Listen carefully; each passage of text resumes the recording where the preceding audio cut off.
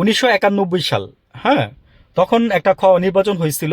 আমরা তখন ছোট, আমরা তখন বুঝি না কিছুই, সত্যি কথা যেটা, নির্বাচনের বুঝি না। এখন দ্বিতীয় নম্বর কথা হচ্ছে যে তখন আপনার আহ,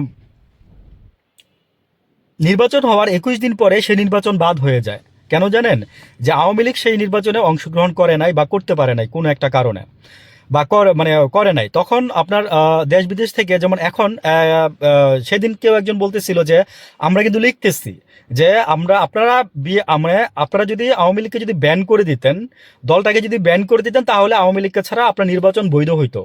যেহেতু আওয়ামী লীগকে আপনারা ব্যান করেন নাই, যেহেতু আওয়ামী লীগকে আপনারা নিষিদ্ধ করছেন, আওয়ামী লীগের কার্যক্রম নিষিদ্ধ হয়েছে, সো আওয়ামী লীগ কিন্তু নির্বাচনে মানে আসার জন্য দাবি রাখে।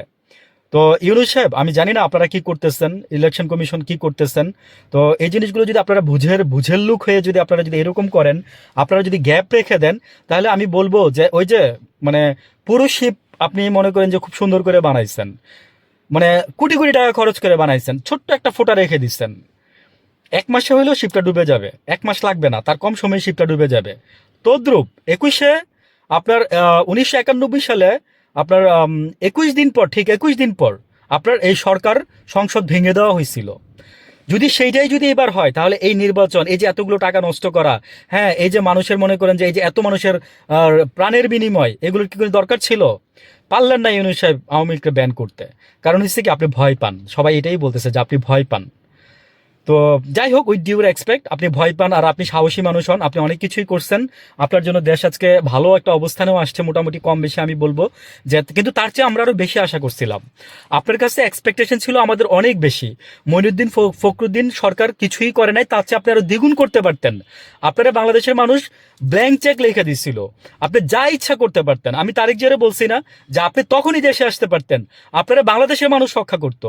আজকে ইউনূস সাহেবরা রক্ষা করে রাখছে কে? সাধারণ জনগণই রাখছে। ইউনূস সাহেবের পক্ষে তো আমিও কথা বলি।